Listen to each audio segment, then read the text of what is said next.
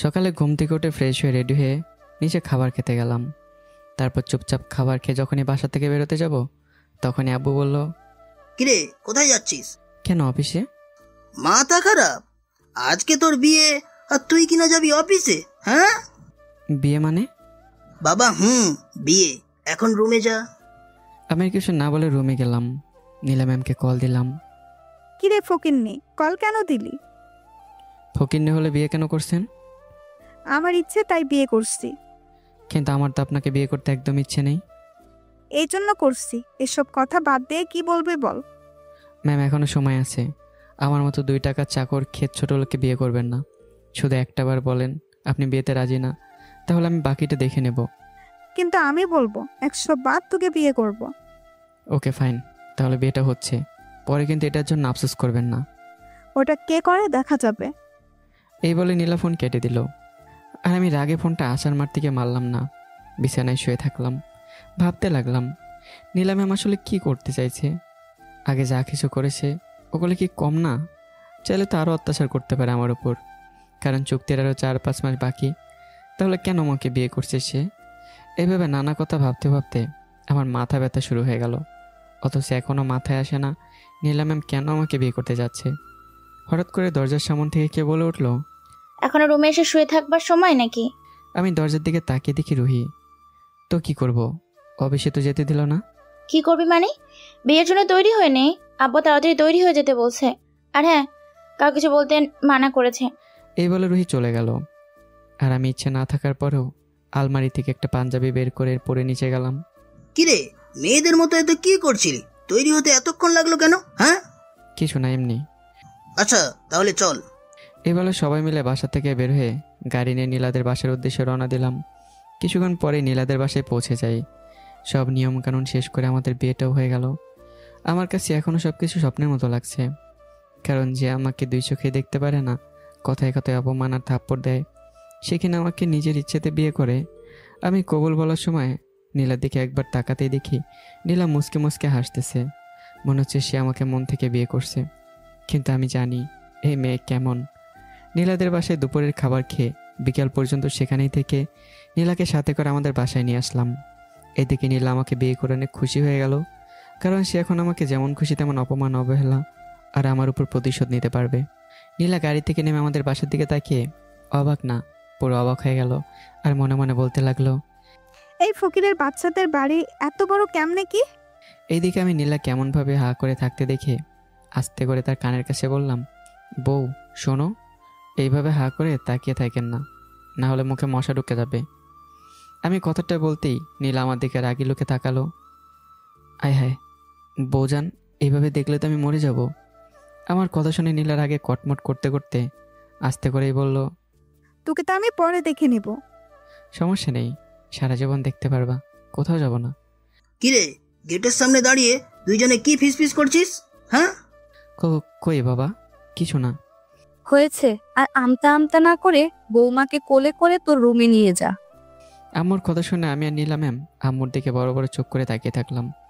কিরে এইভাবে তাকে কি দেখছিস? তোর আম্মু কি বললো শুনিসনি? আব্বু ম্যামের তো পা আছে, তাহলে আমি কেন কোলের করে নেব? ও কি বাচ্চা? আমি কথাটা বলেই নীলার দিকে তাকাতেই দেখি উনি বোমা হয়ে আছে, না জানি কখন ফাটবে। তোকে যেটা বললাম ওটা কর। আমি কিছু না বলে নীলাকে কোলে তুলে নিলাম। ওরে বাবারে, কি ওজন, মনে হয় আলুর বস্তা। আস্তে করে বলেছি যাতে সে শুনতে পায়। কুত্তা আমি আলুর বস্তা? না মানে আপনি তো কত সুন্দর পাতলা মেয়ে, আপনি কেন আলুর বস্তা হবেন? তাহলে বললি যে? ওটা তো মুখ পুষকে বলে ফেলেছি। এইভাবে দুজনের মধ্যে ঝগড়া করতে করতে ঘরের দরজার সামনে পৌঁছালাম। আব্বু পিছন থেকে দৌড়ে এসে দরজা খুলে দিল। যা বৌমাকে রুমে নিয়ে যা। আমি আব্বুর কথা মতো ভিতরে ঢুকে পড়লাম। এদিকে নীলা ড্রয়িং রুম দেখে পুরো অবাক। এত সুন্দর বাড়ি সে আর কখনো দেখেনি। নীলা মনে মনে ভাবছে, ওয়াও, বাড়িটা বাহির থেকে দেখতে যতটা না সুন্দর, ভেতর আরো বেশি সুন্দর। কিন্তু এই ছোট লোকের কাছে এত বড় বাড়ি কিভাবে আসলো? নাকি এখানে ভাড়াই থাকে? হয়তো হবে। নীলা এইসবই ভাবছিল। আর আমি আচমকায় থেকে বিছানায় বসিয়ে দিয়ে উঠে দাঁড়িয়ে গেলাম। আর সামনে আমাকে দেখতে পেল। ওই ছোট লোক খ্যাত, তো সাহস কি করে হলো আমাকে বিছানায় বসানোর? এই যে, আপনি কিছু খেয়েছেন যে উল্টাপাল্টা বলবেন? তুই তুই কি বলতে চাইছিস? আমি কিছু বলতে চাইছি না, বলছি একটু মনে করো তো, আপনি কোথায় ছিলেন আর এখন কোথায় আসছেন, আর আপনাকে কে নিয়ে আসলো? নীলা ম্যাম আমার কথা শুনে চারপাশে তাকিয়ে দেখে এটা একটা রুম, আর তখনই মনে পড়ে আমি তো তাকে নিচ থেকে কোলে করে রুমে নিয়ে এসেছি। আমি নীলার সামনে দাঁড়িয়ে আছি, আরও আনমনে ভাবনা ভরা মুখটার দিকে তাকিয়ে আছি। কেমন যেন নীলার চেহারায় একটা মায়া আছে, যেটা আজ হঠাৎ করে আমাকে তার দিকে টানছে। আমার কেমন যেন হচ্ছে, সেটা আমি নিজেও জানি না। নীলার মুখের দিকে তাকিয়ে এসব ভাবছি, হঠাৎ নীলা আমার কলার ধরে বলল। কুত্তা, তুই তখন নিচে কি বলছিস? আমি নীলার কথায় ভাবনা থেকে ফিরলাম। কি কি বলছি আপনাকে? বউজান কেন বললি? আর আমি নাকি আলুর বস্তা? তো বউকে একটু আদর করে ডাকলাম আর কি। আর আলু, আমি আর কিছু বলতে পারলাম না। তার আগে নীলা আমার কলার চেপে ধরে একদম তার কাছাকাছি নিয়ে গেল। আমি তার গরম নিঃশ্বাস অনুভব করতে পারছি, সাথে তার গায়ে দেওয়া এক অন্যরকম সুগন্ধ পাচ্ছি, যেটা আমার মস্তিষ্ক একদম অচল করে দিচ্ছে। সাথে তার রক্তবর্ণ ধারণ করা কাজল কালো চোখ।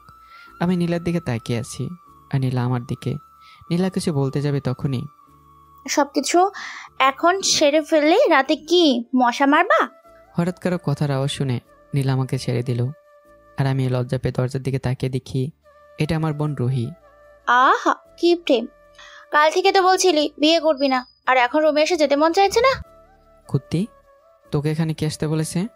আমি এসেছি ভাবির সাথে কথা বলতে, যা তুই এখান থেকে, তোর কাজ রাতে।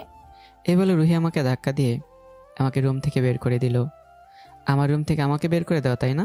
এর পরিণাম ভালো হবে না পেতনি। এটা বলেই আমি আমাদের ছাদে চলে আসলাম। সন্ধ্যার আকাশে সূর্য লুকিয়ে পড়েছে নদীর ভিতরে। এই শেষবেলার মুহূর্তটা একা কাটাতে যতটা না ভালো লাগে, তার থেকে বেশি ভালো লাগে প্রিয় মানুষগুলোর সাথে কাটাতে।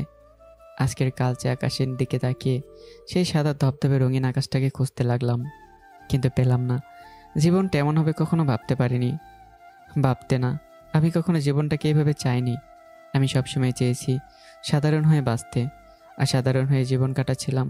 তবে বুঝতে পারিনি আমি এই সাধারণভাবে আমার চলাটাই কাল হয়ে দাঁড়াবে আমার জীবনে। আমি জানি নীলা ম্যাম আমার সাথে সংসার করার জন্য আমাকে বিয়ে করেনি, করেছে তার ইগোর জন্য। আমি এটাও জানি নীলা যতটা অহংকারী, যতটা বদমেজাজি রাগী, ঠিক ততটাই কোমল হৃদয়ের মানুষ, যা ঢেকে পড়েছে তার অহংকারের কারণে। আমি এটাও জানি নীলা আমাকে স্বামী হিসেবে মানবে না, কিন্তু আমি তো তাকে বিয়ে করেছি। সো আমি আমার সর্বোচ্চটা দিয়ে চেষ্টা করব আমার সহধর্মিণীকে আমার বুকে আগলে রাখার। এসবই ভাবছিলাম, তখন এইসব ভাবনা মন থেকে ঝেড়ে ফোনটা হাতে নিয়ে গল্প পড়তে লাগলাম। গল্পের ভিতরে এমনভাবে ঢুকে গেলাম আশেপাশে আর কোনো কিছুরই খবর নেই। হঠাৎ বাবার ফোনে গল্প থেকে মনোযোগ সরল। একটু বিরক্ত নিয়ে কল রিসিভ করতে বাবা বলল, কোথায় তুই? ছাদে বসে আছি। নিচে আয় খাবার খেতে। তারপর আর কিছু না বলে ফোন কেটে নিচে গিয়ে দেখি সবাই একসাথে খাবার টেবিলে বসে আছে। আমি গিয়ে একটু বসে চুপচাপ খাবার খেতে লাগলাম। তখনই আব্বু বলল, নীলামা বলেছে তোরা যে বিয়েটা করছত কাউকে বুঝতে বা জানানো যাবে না, তাই তুই কাউকে বলবি না। বাবার কথা শুনে নীলার দিকে একবার তাকাতেই দেখি তার মুখের মাঝে হালকা শয়তানি হাসি আছে, যেটা আমার চোখের হলো না। আমি মাথা নাড়িয়ে হ্যাঁ বললাম। তারপর খাবার খেয়ে একটু বাইরে আড্ডায় গেলাম। রাবির সাথে বসে আড্ডা দিতেছে অনেকক্ষণ ধরে। তখনই আব্বু কল দিল। বলো। কয়টা বাজে? ঘরে যে বউ আছে ভুলে গেছিলি? না মানে আব্বু, আমি আড্ডা দিচ্ছিলাম তাই। হয়েছে, আর বলতে হবে না, তাড়াতাড়ি বাসায় আয়। এই বলে বাবা কল কেটে দিল, আর আমি রাফির থেকে বিদায় নিয়ে বাসায় চলে আসলাম। বাসায় আসতে বাবা কিছু কথা শুনিয়ে দিল, কিন্তু সেগুলো কানে নিলাম না। এখন দাঁড়িয়ে আছি আমার রুমের সামনে। কেন জানি আজ রুমের মধ্যে ঢুকতে ভয় করছে। এমনটা কেন হচ্ছে তাও জানি না। হয়তো একটা জীবন্ত পেতনি বসে আছে, তাই ভয় হচ্ছে। নানা জল্পনা কল্পনা বাদ দিয়ে আস্তে করে রুমে ঢুকলাম। রুমে ঢুকে চারপাশে তাকে অনেকটা অবাক হলাম। আবার রুমের বাইরে চলে গেলাম দেখতে এটা কি আমার রুম নাকি অন্য কারোর। এদিকে নীল আমাকে রুমে ঢুকতে দেখে আবার বাইরে চলে যেতে দেখে মনে মনে ভাবলো ছেলেটা মনে হয় পাগল হয়ে গেছে, পাগল করার আগেই। এইদিকে রুমের বাইরে এসে ঠিকমতো দেখে বললাম না, ঠিকই তো আছে, এটা তো আমারই রুম। তারপর আমার রুমের ভিতরে ঢুকে সোজা নীলার সামনে চলে গেলাম। এই এই দূরে থাক খ্যাতের বাচ্চা, আমার কাছে আসবি না। দেখো নীলা, আগে কি হয়েছে না হয়েছে ওটা ভুলে যাও। এখন আমাদের বিয়ে হয়েছে, চল আমরা নতুন করে শুরু করি। কিসের বিয়ে? আমি এই বিয়ে টিয়ে মানি না। আমাদের শুধু কাগজ কলমে বিয়ে হয়েছে। তাহলে আমাকে বিয়ে করছেন কেন? তোকে তো আমি প্রতিশোধ নিতে বিয়ে করছি। তোকে আমি বুঝাতে চাচ্ছি আমার সামনে দাঁড়িয়ে উঁচু গলার কথা বলার পরিণাম কি হতে পারে। এতদিন যা করেছি ওটা কি কম ছিল যে আরও কষ্ট দিতে আমাকে বিয়ে করতে হলো? কম ছিল। যতদিন না তোর মুখ থেকে ওই মুচকি হাসিটা দূর করতে পারবো না, ততদিন আমি তোর পেছন ছাড়বো না। ছি নীলা, ছি। আমি মনে করেছিলাম বিয়ের পর তুই কিছুটা ভালো হবি, কিন্তু আমি ভুল প্রমাণিত হলাম। আসলে তোর মতো মেয়ে কারো বউ হওয়ার যোগ্য না। আমার কথা শেষ হতেই নীলা আমার গালে কষে থাপ্পড় দিয়ে বলল, ছোট লোক, তোর সাহস কি করে হলো আমাকে নাম ধরে ডাকার, আবার তুই করে বলার? দেখ, বিয়ে করছিস বলে ভুলে যাবি না তুই আমার গোলাম। আমি নীলার কথা শুনে আর কিছু বললাম না, কারণ আমার কিছু বললে বিপদ আমার উপর দিয়ে যাবে। আমি নীলার একদম কাছে গিয়ে একটু নিচু হতেই নীলা আমাকে ধাক্কা দিয়ে সরিয়ে গালে ঠাস ঠাস করে থাপ্পড় দিয়ে বলল, ছোট লোক, তোর সাহস তো কম না আমার সাথে। ছি। এই হ্যালো, আপনি আমাকে থাপ্পড় মারলেন কেন? আমি কি করলাম? তোর সাহস কি করে হলো আমার কাছে কোন মতলবে আসার? আগে জানতাম তুই একটা খ্যাত ছোট লোক, আর এখন দেখছি তুই একটা লুচ্চা। তো কি হয়েছে? কি হয়েছে মানে? আমি তোকে স্বামী হিসাবে মানি না, আর তুই আসতেছিস আমার কাছে স্বামীর অধিকার নিতে। চাকর চাকরের মতো থাকবি, স্বামী হতে আসবি না, তা না হলে ভালো হবে না। আমি এবার একটু একটু করে পা বাড়িয়ে দিয়ে বললাম, স্বামী হতে আসলে কি করবি? বল, কি করবি আমাকে? নীলা আমার এমনভাবে এগোতে দেখে ভয় পেয়ে তোতলাতে লাগলো। আমি তো খারাপটা দেখাতে চাই, কি করবে বল না আমাকে? আর একটু আগালে আমি কিন্তু চিৎকার দিব। ও চিৎকার দিবা? আচ্ছা, দাও দাও চিৎকার। তুমি যখন চিৎকার দিবা না, তখন কেউ আসবে না, কারণ তোমার চিৎকার এই চার দেয়ালেই সীমাবদ্ধ। আমার এমনভাবে এগোতে দেখে নীলাভয় পিছনে যেতে যেতে খাটের সাথে হোঁচট খেয়ে বিছানায় পড়ে গেল। আমি এটা দেখে একটা শয়তানি হাসি দিলাম আর নীলার উপর চড়ে বসলাম। ছোট লোক খ্যাত, তোর সাহস কম না আমার উপর ছেড়ে বসলে? তোকে তো আমি। সাহসের এখন কি বা দেখলে বউ শোনা? এখনও তার অনেক সাহস দেখানো বাকি। তোর সাহসের গুষ্টি মারি, আমার উপর থেকে নাম, ছোট লোক। এটা বলে নীলা সব অবস্থায় আমাকে থাপ্পড় দিল। তোর কোনো যোগ্যতা আছে আমাকে বিয়ে করার? আরে তুই আমাকে কেন, আমার বাসার কাজে মেয়েকেও তো বিয়ে করার যোগ্যতা নেই, আর উনি আইসে স্বামীর অধিকার নিতে। আমি নীলার কথা শুনে রেগে গেলাম।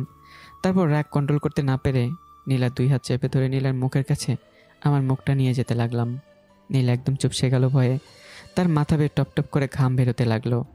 আমি তার চেহারা এমন অবস্থায় দেখে তার দিকে তাকিয়ে থাকলাম আর ভাবতে লাগলাম, এই মেয়েকে এখন দেখলে বোঝা দেয় যে সে একটা অহংকারী বদমেজাজি মেয়ে। আমার ভাবনায় ব্যাঘাত ঘটিয়ে নীলা বলতে লাগলো, দেখ, উল্টাপাল্টা করার চিন্তা করবি তো তোকে খুন করে ফেলবো কিন্তু। আমি একটা মুচকে হাসি দিলাম। নীলার আরও কাছে চলে গেলাম। তখনই আমার চোখ পড়ল নীলার গোলাপি ঠোঁট দুইটা কাঁপছে। আমি তখন আস্তে আস্তে নিজেকে নীলার আরও কাছে নিয়ে গেলাম। তারপর আমি নীলার একদম কাছে গিয়ে নীলার কপালে আলতো করে একটা চুমু দিলাম। নীলার পুরো শরীর কেঁপে উঠল। আমি সেই দিকে না তাকিয়ে নীলাকে বলতে লাগলাম, আমি আপনার বিয়ে করার স্বামী। আপনি আমাকে স্বামী হিসেবে মানেন বা না মানেন, তবে আমার এখন আপনার উপর পুরো অধিকার আছে। তাই এখন যদি আপনার সাথে আমি কিছু করি, তাহলে আপনি আমার চুলও বাঁকা করতে পারবেন না।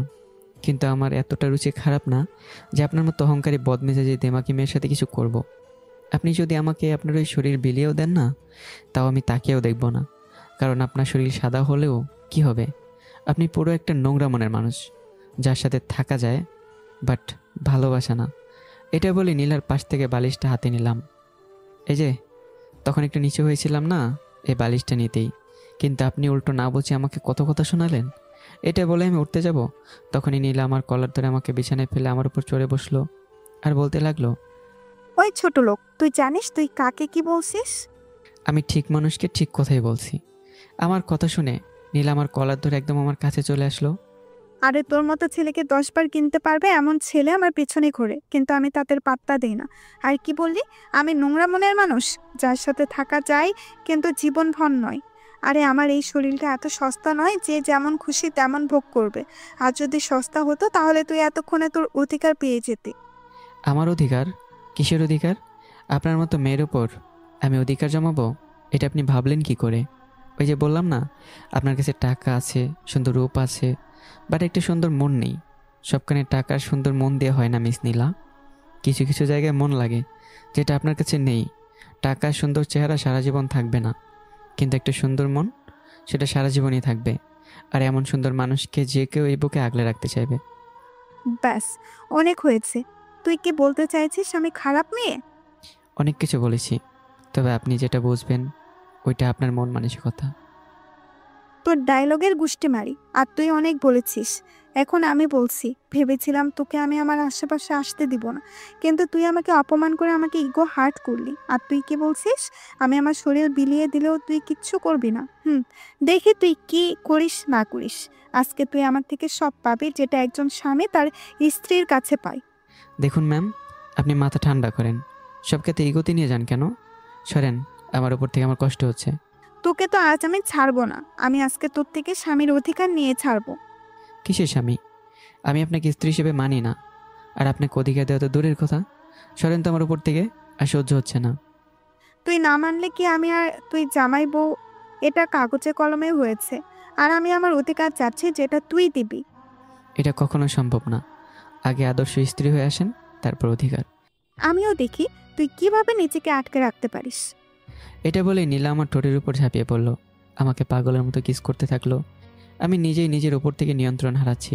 নীলা আমাকে কিস করতে করতে আমার শার্টের বোতাম খুলতে লাগলো। তখন আমি দুই হাতের আঙ্গুল মুষ্টিবদ্ধ করে নীলাকে জোরে একটা ধাক্কা দিলাম। তারপরে এক লাফে বিছানা থেকে উঠে নিজের মুখটা ভালো করে মুছে বললাম, আসলে আপনি একটা খারাপ মেয়ে। তোর খারাপের গুষ্টি মারি। তুই আমাকে ধাক্কা দিলি কেন? আপনার মন মানসিকতা দেখে অবাক হচ্ছে। এত খারাপ মনের মানুষ আমি কখনো দেখিনি। এখন তো দেখলি। আচ্ছা, একটা কথা বলতো, তোর কি শারীরিক সমস্যা আছে নাকি কোনো? হঠাৎ এমন প্রশ্ন?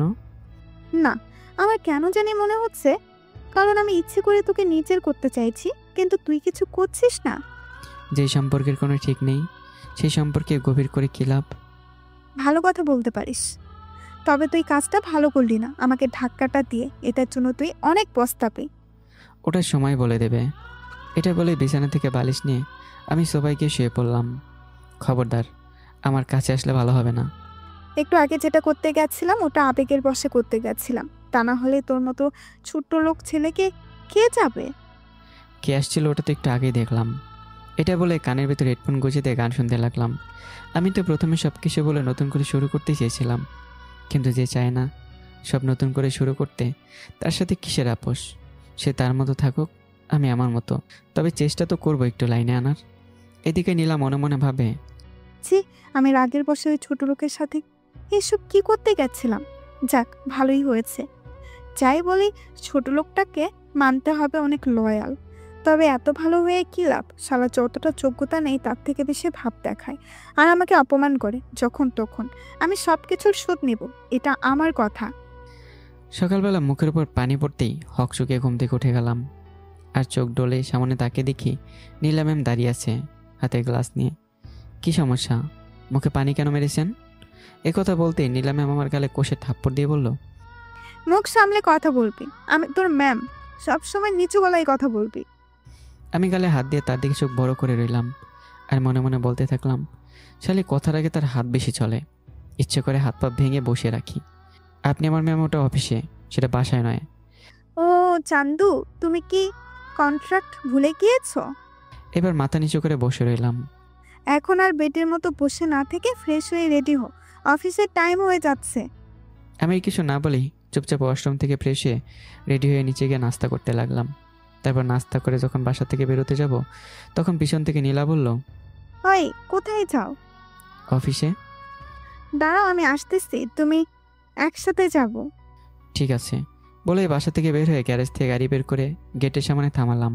একটু পর নীলাই সবাক হয়ে বলল, কিরে ফকিন্নি, এই গাড়িটা আবার কোথায় থেকে পেলি? নাকি আবার কারো থেকে চুরি করে নিয়ে আসলি?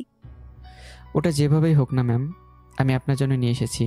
তো বেশি কথা না বলে উঠে পড়েন গাড়িতে। আমার কথা শুনে নীলার আগে গজগজ করতে করতে গাড়িতে উঠে পড়লো আর আমি মনের শোকে গাড়ি চালাতে লাগলাম। এদিকে নীলা ভাবছে, না, আমার একটা কথা মাথায় আসে না। এই ফকির আমার কোম্পানিতে চাকরি করে আর চলাফেরাও করে ফকিরের মতো, কিন্তু এত বড় বাড়ি আর নিজেদের গাড়ি কিভাবে থাকে?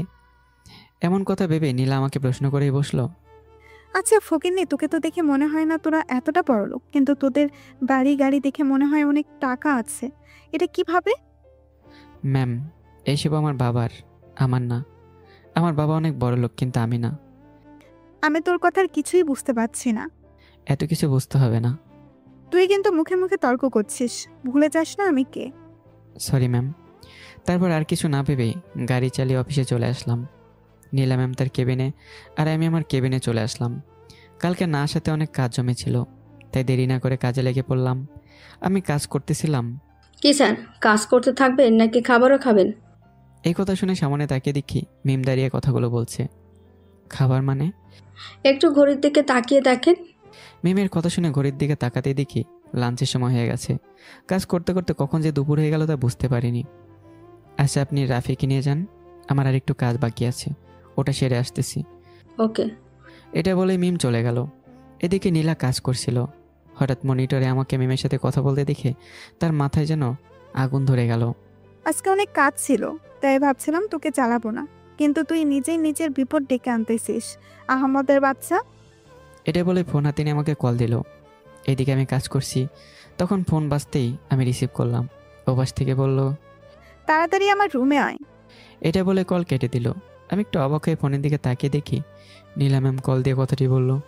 আমি দেরি না করে চলে গেলাম নীলার কেবিনে। ম্যাম ডাকলেন? ডেকেছি। তোকে কে বেদ দিয়ে রাখছি মেয়েদের সাথে প্রেম করার জন্য? কই ম্যাম, প্রেম কখন করলাম? মিথ্যা বলবি না, লুচ্চা কোথাকার। ম্যাম, আপনার কোথাও ভুল হচ্ছে। ছোট লোক, আরেকটা কথা বলবি তো ঠাসিয়ে থাপ্পড় দেবো যা আমার চোখের সামনে থেকে। কোথা থেকে আসে এসব ছোট লোক? আমি কিছু না বলেই কেবিনে চলে আসলাম। এদিকে নীলা ভাবতে লাগলো, না, এমন ভাবে কিচ্ছু হবে না, আরো খারাপ ভাবে অপমান করতে হবে। এইসব ভাবছিল তখনই নীলার ফোন বেজে উঠলো। সে ভাবনা থেকে বের হয়ে তাকিয়ে দেখে এটা তার বান্ধবী মিমি। তাই দেরি না করে ফোন রিসিভ করে বলল, কি রে জল্লাদিনী, এতদিন পরে আমার কথা মনে পড়লো? আরে তুই তো জানিস আমি অফিসের কাজে বিদেশে গিয়েছিলাম, আর সেখানে এত বিজি ছিলাম যে তোর খোঁজ খবরই নিতে পারিনি। হয়েছে হয়েছে, আর মিথ্যা বলতে হবে না। তা কেমন আছিস? ভালো, তুই? আমিও ভালো। আচ্ছা, পরে কথা হবে, অফিসে প্রচুর কাজ আছে। এই বলে নীলা ফোন কেটে দিল। এদিকে আমি আমার কাজ সেরে দুপুরের খাবার খেয়ে নিজের কেবিনে বসতেই আমার ফোনটা আবার বাজতে লাগলো। ফোনটা পকেট থেকে বের করেই দেখি আঙ্কেল, মানে আমার শ্বশুর কল দিয়েছে। আমি দেরি না করে কল ধরলাম। আসসালামু আলাইকুম স্যার, কেমন আছেন? ওয়ালাইকুম আসসালাম। বাবা ভালো। কিছু আমাকে স্যার কেন বাবা বলবা? কি যে বলেন না স্যার। চুপ, যেটা বলতে বলছে ওটা বলবা। ওকে বাবা। তুমি এখন কোথায়? এই তো অফিসে। কেন স্যার? অফিসে মানে? কাল তো বিয়ে করলাম, আজ অফিসে কেন? আঙ্কেলের কথা শুনে কি বলবো কিছু বুঝতে পারছি না। তুমি এখন যেখানে থাকো অফিসে পাশে যেই রেস্তোরাঁ আছে ওখানে চলে আসো, আমি একটু পরে আসতেছি। ওকে বাবা। এটা বলে ফোন কেটে দিয়ে নীলা ম্যামের কেবিনে গেলাম। কি রে ছোট লোক, কি বলবি বল, আর এখান থেকে ফুট। ম্যাম, আমার ছুটি লাগবে একটু। কেন রে, কোন মেয়ের সাথে আবার লুচ্চামি করবি? না ম্যাম, এসব আপনি কি বলছেন? তাহলে নিশ্চিত কোনো মেয়ের পেছনে ঘুরতে যাচ্ছিস? কেননা তোদের মতো ছোট লোক হ্যাকদের আমার ভালোই জানা আছে, এসব ছাড়া কি করতে পারবি? ম্যাম, আপনি জানোই তাই বলতে পারেন না। আমার কথা শুনে নীলা আমার মুখে কষে থাপ্পড় দিয়ে বলল, ছোট লোক, তোর সাহস কি করে হলো আমার সাথে উঁচু গলায় কথা বলার? চাকর চাকুরের মতো থাক, মাথা সবসময় নিচু করে রাখবি, আন্ডারস্ট্যান্ড? আমি মাথা নিচু করে রাখলাম আর আস্তে করে বললাম, ম্যাম, আপনার বাবা আমাকে দেখা করতে বলেছে, তাই ছুটি লাগবে। আর আপনি সামান্য বিষয়ের জন্য আমাকে এত কথা বললেন। আমার চাকর, আমার কাজ করিস, সো আমি তো বলবো যা ছোট লোকের বাচ্চা, কোথায় যাওয়ার যা, তোকে একদম সহ্য হয় না আমার। আমি কিছু না বলে মাথা নিচু করে কেবিন থেকে বের হয়ে গেলাম আর মনে মনে বলতে লাগলাম, বউ শোনা, এমনটা চাল চালবো না, এই কাজের জন্য অনেক পস্তাতে হবে তোমার, এটা দেখে নিও, জাস্ট ওয়েট করো বেবি। তারপর অফিস থেকে বের হয়ে অফিসের পাশে রেস্তোরাঁয় গিয়ে একটা টেবিলে বসে ফোন টিপতে লাগলাম। একটু পর পিছন থেকেই, সরি তোমাকে বসিয়ে রাখার জন্য। আমি কথাটা শুনে পিছনে ঘুরে দেখি শ্বশুরমশাই। আরে কি যে বলেন না, আমি তো মাত্রই আসলাম। আরে দাঁড়িয়ে আছেন কেন, বসেন। তারপর বাবা আমার কথা মতো বসে পড়ল। বাবা, কি খাবেন? না বাবা, কিছু খাবো না, শুধু চা খাবো। দুটো চা অর্ডার দিলাম। হ্যাঁ বাবা, কি বলবেন বলেন। শোন তাহলে বাবা, আমার মেয়েটাকে ছোট থেকে কোনো কিছুর অভাব বুঝতে দেইনি, যেটা চেয়েছে ওটাই দিয়েছি, যার কারণে সে বদমেজাজি অহংকারী হয়েছে। কিন্তু আমার মেয়েটার মন অনেক ভালো, কিন্তু তার রাগ অহংকার ওটা সে ভুলে যাচ্ছে। সে কি করছে, সে ঠিক করছে নাকি ভুল? বাবা, আমি জানি আমার মেয়েটা তোমাকে পছন্দ করে না, তোমাকে ওর জিদের বশে বিয়ে করছে। কিন্তু একটা কথা কি জানো, তোমার সাথে ওর বিয়ে ছোটবেলা থেকে ঠিক করা। মানে কি বলছেন বাবা? আমি ঠিক বলছি। তোমার বাবা আর আমি এই বিয়েটা ঠিক করি। তোমার বড় হলে তোমাদের বিয়ে দেব। তাই তোমাকে আমাদের প্ল্যান অনুযায়ী আমার অফিসে পাঠানো হয়, কিন্তু আমাদের প্ল্যান কাজে দিল না।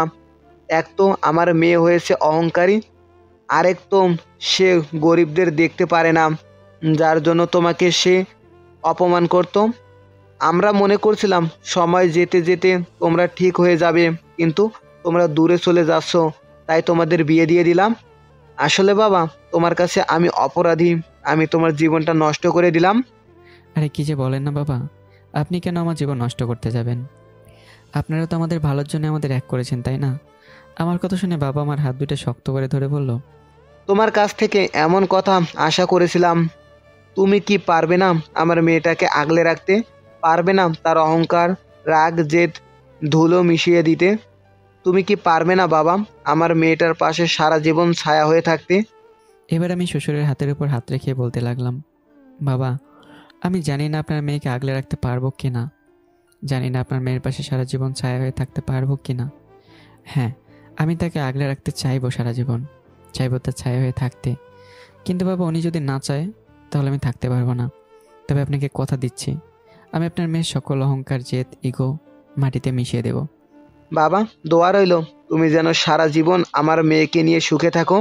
শ্বশুরের কথা শুনে আরেকটা হাসি দিয়ে সেখান থেকে চলে আসলাম। তারপর অফিসে গিয়ে নিজের কেবিনে বসে কাজ করতে লাগলাম। অফিস টাইম শেষ হতেই নীলাকে নিয়ে বাসায় যাচ্ছিলাম, তখন বাজারে গাড়িটা থামিয়ে দিলাম। কিরে, গাড়ি থামালি কেন? আমার কিছু কাজ আছে, আপনি বসেন। এই বলে আমি গাড়ি থেকে নেমে বাজারে চলে গেলাম। এইদিকে নীলা ভাবছে, এই ছেলেটা কেমন জানি অন্যরকম, এত অপমান করে এত থাপ্পড় দিয়ে তাও আমার সাথে স্বাভাবিকভাবে কথা বলে। এদিকে আমি বাজারে এসে রুহির জন্য ফুচকা আর বেশ কিছু চকলেট নিলাম। এক পাশে গিয়ে নয়নকে ফোন দিয়ে বললাম, নয়ন, তোকে যে শাড়িটা আনতে বলেছিলাম ওটা নিয়ে জায়গায় চলে আয়। স্যার, আপনি 2 মিনিট দাঁড়ান, আমি ওইখানে আছি। তারপর কিছুক্ষণ অপেক্ষা করতে নয়ন আমাকে শাড়িটা দিয়ে বলল, স্যার, আপনি কখন আসবেন? যেই দিন তোমার স্যার বলবে। বড় স্যার তো কিছু সামলাতে পারছে না। ওনার টাকা বেশি তো, তাই সমস্যা হবে না, যাও তুমি এখন। এই বলে নয়ন চলে গেল আর আমি গাড়ি গেছে সে গাড়িতে বসে পড়লাম। উফ, এতক্ষণ লাগে? কোন মেয়ের সাথে লুচ্চামি করছিলি? আচ্ছা, আপনি কথায় কথায় মেয়ে আনেন কেন? তাছাড়া আমি মেয়ের সাথে কথা বলে আপনার কি? আমারই তো সব। মানে? ও কিছু না, তুই গাড়ি চালাতো। আমি আর কিছু না বলে গাড়ি চালাতে লাগলাম। কিছুক্ষণের মধ্যে বাসায় পৌঁছে গেলাম। তারপর আমি ছোট বোনের রুমে গিয়ে বললাম, এই নে তোর ফুচকার চকলেট। এই বলে আমি রুহিকে ফুচকার চকলেট দিয়ে দিলাম। এতে রুহি খুশি হয়ে আমাকে জড়িয়ে ধরে বলল, ধন্যবাদ ভাই, আমার আজ খুব ফুচকা খেতে ইচ্ছা করছিল, তোকে আনার জন্য বলতাম, আগে তুই নিয়ে আসলি। তুই আমার সুইট ভাইয়া। হয়েছে, আর পাম দিতে হবে না, এখন পড়তে বস। এটা বলে আমি আমার রুমে চলে আসলাম। রুমে এসে দেখি নীলা আয়নার সামনে বসে চুল আঁচড়াচ্ছে। আমি এটা দেখে পেছন থেকে এক দৃষ্টিতে তাকিয়ে রইলাম। লম্বা চুল, মুখে এক চেলতে হাসি। তার হাসি দেখে কেন জানি অন্য এক জগতে চলে যাচ্ছি। এত শক্ত মনে যেদি মেয়ে যে এত মিষ্টি মায়াময় হাসতে জানে, এটা কখনো ভাবতে পারিনি। নীলার দিকে তাকিয়ে এসে ভাবছি, হঠাৎ নীলা পিছন ফিরে বলল, কিরে লুচ্চা, এভাবে তাকিয়ে আছিস কেন? কখনো মেয়ে মানুষ দেখিসনি? আমি নীলার কড়া গলায় কথা শুনে ভাবনা থেকে ফিরে বললাম, আমি আমার বইয়ের দিকে তাকিয়ে আছি, তা আপনার কি? আর নিজের বইয়ের দিকে তাকাতে কাউকে লজ্জা হতে হলে হব? ওই ওই ওই, বউকে শুনি, বউকে? আমি যাকে বিয়ে করেছি সে আমার বউ। তুই তো আমাকে বিয়ে করছিস, তার মানে আমি তোর বউ? আপনি যেমনটা ভাবেন। এটা বলে আমি অষ্টমে চলে গেলাম। এদিকে নীলা আমার যাওয়ার দিকে তাকিয়ে মনে মনে বলল, এটা কি হলো? লুচ্চাটাকে চেয়েছি কিছু কথা শোনাবো, কিন্তু শালা তো আমায় ফাঁসিয়ে চলে গেল। আমি ফ্রেশ হয়ে নিচে চলে গেলাম। তারপর সবাই মিলে খাওয়া দাওয়া করে আমি আর নীলা রুমে চলে আসলাম। এই যে বউজান, আপনাকে কিছু দেয়ার ছিল। ওই কুত্তা, আমি তোর কাগজে কলমে বউ, তোকে স্বামী হিসাবে মানি না। আর যেহেতু তুই আমার চাকর, সেহেতু তুই আমাকে ম্যাম বলে ডাকবি। আমি কার চাকর কার জামাই এটা আমি জানি, এটা আমাকে শেখাতে আসবেন না। আর আমি আমার বউকে কিছু দেব কোনো অহংকারী বদমেজাজি মেয়েকে না। আমার কথা শুনে নীলা আমার কলার ধরে বলল, ছোট লোকের বাচ্চা, তোর সাহস কি করে হয় আমাকে অহংকারী বদমাজাজি বলার? আরে কুল বউজান, আমি তোমাকে বলিনি, আমি এটা একজনকে বলেছি, তাহলে আমার সোনাটা এত রাখছে কেন? কুত্তা, আমি তো তোর বউ। আর অহংকার। কি হলো? আমার বউজানটা চুপ হয়ে গেল কেন? কিছু একটা তো বলতে চাইছিল। ও, ওটা কিছু না। তুই কি যেন বলবি না, কি দিবি ওইটাতে? এবার লাইনে আসছে আমার বউজান। এতক্ষণ শুধু শুধু ঝগড়া করলা। আহমদের বাচ্চা। ওহ বউ, এইভাবে তাকিও না। তোমার মায়াবতী রক্তিম চোখের প্রেমের আগুনে দেখা রাগী চাহনি আমার বুকের মাঝে তীরের মতো এসে লাগছে, যেটা আমি সহ্য করতে না পেরে তোমার প্রেমের সাগরে হাবুডুবু খাবো শোনা। উফ আল্লাহ, এ আমি কার পাল্লাই পড়লাম? তোমার রোমান্টিক জামাইয়ের। এই নাও বউ শোনা, তোমার জন্য এই শাড়ি আর কিছু চকলেট নিয়ে আসলাম। ভালোবেসে দিয়েছি তোমাকে, তুমি না হয় ভালোবেসে নিয়ে নাও। নীলা আমার থেকে শাড়ি আর চকলেটগুলো নিয়ে ভালোভাবে তাকিয়ে আমার দিকে তাকিয়ে, আচ্ছা, এগুলো আমাকে দেওয়ার কারণ কি শুনি? না মানে, আমার বউটাকে বাসায় শাড়ি পরা দেখতে ইচ্ছে করছিল, তাই নিয়ে আসলাম। ও, তুই আমাকে শাড়ি পরা অবস্থায় দেখতে চাস? হ্যাঁ বউজান। এই নে দেখ, শাড়ি পরা অবস্থায়। এটা বলে নীলা এমন একটা কাজ করবে আমি কখনো ভাবতে পারিনি। নীলা শাড়িটা ফ্লোরে ফেলে পা দিয়ে পিষে বলল, তোর এই দুই টাকার শাড়ি দিয়ে আমার ঘরের মেঝে পরিষ্কার করে, আর তুই ভাবলি কি করে আমি তোর আনার শাড়িটা পরবো? তুমি শাড়ির দামটা দেখলা, কিন্তু কে আনলো ওটা দেখলা না? দেখেছি তো, শাড়িটা আনছে আমার অফিসে, আমারই গোলাম চাকর আনছে। নীলা, এখানে আমি তোমার স্বামী, চাকর ওটা অফিসে। মুখ সামলে কথা বলবি তুই। এত ভুলে যাস কেন চুক্তিটার কথা? চাকর চাকরের মতো থাক, স্বামী হতে আসিস না। নীলার কথা শুনে আমি মুচকে এসে বললাম, বউ জানো, তুমি আমাকে যত দূরে ঠেলে দাও না কেন, বিয়ে যখন একবার হয়েছে তখন আমি তোমাকে ছাড়ছি না। আমি কথাটা বলতেই নীলা আমার গালে তবলা বাজিয়ে দিল। ছোট লোকের মতো থাক, স্বামী হতে আসিস না। পায়ের নিচে থাকার যোগ্যতা নেই আইসে পাশে থাকতে। এটা বলেই নীলা বিছানায় গিয়ে শুয়ে পড়ল, আর আমি থাপ্পড় খেয়ে আবলের মতো সোফায় গিয়ে শুয়ে পড়লাম। কুত্তি, তুই আমাকে থাপ্পড় দিয়ে দিছিস না, সময় হোক আমি কি মাল তা তোকে হারে হারে বোঝাবো, জল্লাদনি কোথাকার। এদিকে নীলা ভাবছে, এই কুত্তাটাকে কি করা যায় মাথায় আসে না। আগে কত সুন্দর অপমান করতাম, কিন্তু এখন কেন যে অপমানিত করতে মন চাইছে না। দ্যাট কিচ্ছু না, তবে আমার কিছু উত্তর জানার আছে, যেটা আমি আমার ননদিনীকে জিজ্ঞাসা করলেই পাবো। আমার চোখ লেগে আসছিল।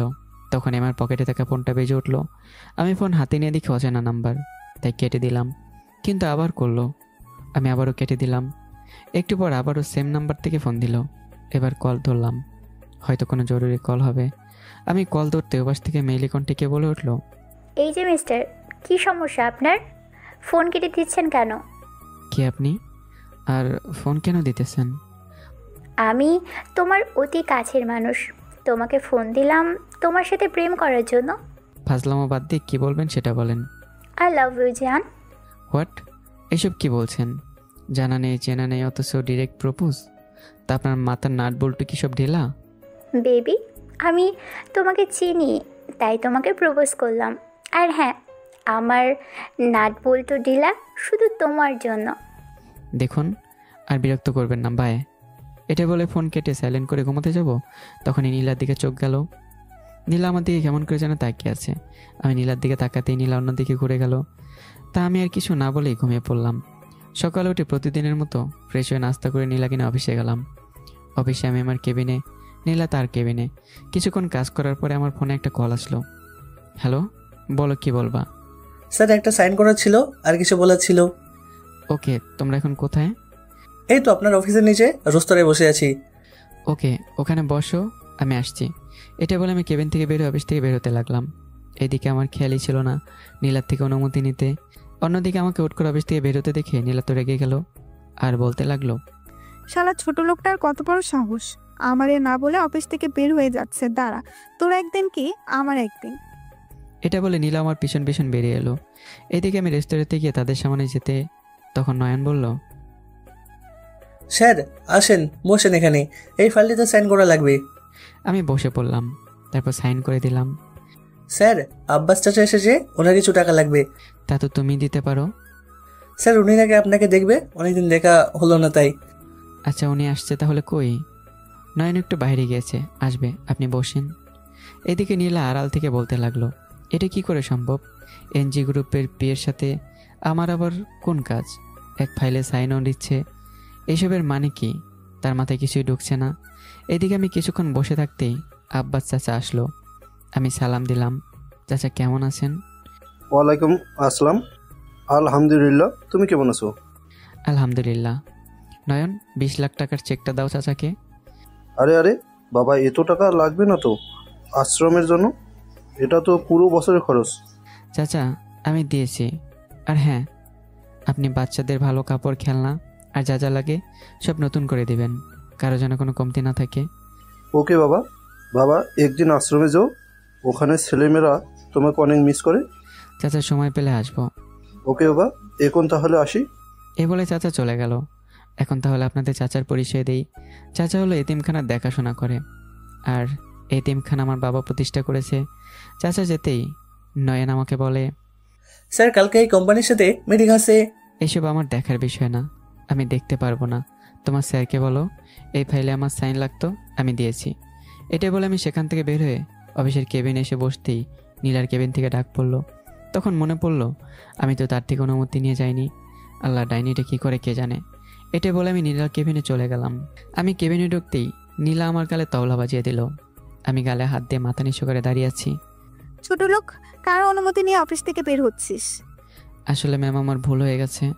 এটা কি তোর বাপের অফিস পেয়েছিস যে যখন ইচ্ছা তখন চলে যাবে? ম্যাম বলছি তো ভুল হয়েছে। তাহলে এখানে বাবা আসলো কোত্থেকে? একদম তর্ক করবি না বলে দিলাম। ছোট লোক কোথাকার, বেহাইয়া। এত কথা, এত অপমান, তারপরেও একটা কাজ ঠিক মতো করতে পারে না। এখন বল, এনজি কোম্পানির বিয়ের সাথে তোর কি সম্পর্ক? আমি নীলার কথা শুনে অবাক হয়ে আছি। তার মানে নীলাকে আমাকে দেখে ফেলেছে কথা বলতে? কি হলো, কথা বলছিস না কেন? চাকরের বাচ্চা, উত্তর দে। তোর সাথে ওই বিয়ের কি সম্পর্ক? নাকি আমার অফিসের ডকুমেন্ট চুরি করে দিয়েছিস? কত টাকা নিয়েছিস তুই এই কাজের জন্য? ম্যাম, এটা আপনি কি বলছেন? আমি চুরি কেন করব? কারণ তোর মতো ছোট লোকরা টাকার জন্য সব করতে পারে। আর ডাটা চুরি না করলে তুই তাহলে এত বড় কোম্পানির বিয়ের সাথে কিসের আলাপ করছিলি? ম্যাম, গরিব হতে পারি, তবে আমি চোর নই। আর টাকা ম্যাম, আপনি যদি আমাকে চাকরির জন্য বেতনও না দেন, তাহলেও আল্লাহর রহমতে আমি জীবন চালিয়ে নিতে পারবো। আল্লাহ সেই তৌফিক দিয়েছে আমাকে। আর কি বললেন, আমার ওখানে নয়ন মানে ওই বিয়ের সাথে কাজ কি? আসলে আমি ওর ছোটোবেলার বন্ধু। আর ওর স্যার তাকে একটা ফাইল দিয়েছে কমপ্লিট করার জন্য, কিন্তু সে ছোট একটা জায়গায় বুঝতে পারেনি। আর এই সমস্যার সমাধান চাইতে অনেকের কাছে গিয়েছি, কিন্তু কেউ দিতে পারেনি। আর তার স্যারও নাকি কোথায় কাজে গিয়েছে, তাই আমাকে ডাকে। আর আমি সমাধান করার ট্রাই করি এবং একসময় পারিও। আমি কথাটি বলেই থামলাম। আর তখনই নীলা আমার গালে থাপ্পড় দিয়ে বলল, ছোট লোক চাকর, আমি কি তোকে এই অফিসে রাখছি অন্যজনের কাজ করে দেওয়ার জন্য? না। চাকরের বাচ্চা, তাহলে তুই অন্যজনের কাজ করে দিলি কেন? ম্যাম, এটার জন্য সরি, আর হবে না। কিন্তু আপনি আমাকে যা খুশি বলেন, আমার বাবাকে কিছু বলবেন না। আপনার কামলা আমি দিচ্ছি, আমার বাবা না। শালা, এত কিছু করে আবার মুখের উপরে কথা বলা যায়নি। আসলে তোকে কি করলে তোর শিক্ষা হবে? ম্যাম, আমি তো তেমন কিছু বলছি না। আমি বলছি আপনার চাকর বলার আমাকে বলবেন, আমার বাবাকে না। দেখো, ছোট লোকের আবার জুতার সমান হবে না, অথচ আমার সামনে বসে কত বড় ডায়লগ দিচ্ছে। তোকে তো আজকে কি করি? এটাই বলতে যাবে তখনই নীলার ফোনটা বেজে উঠল। ছোট লোক, যা আমার চোখের সামনে থেকে, বেঁচে গেলি কল আসাতে।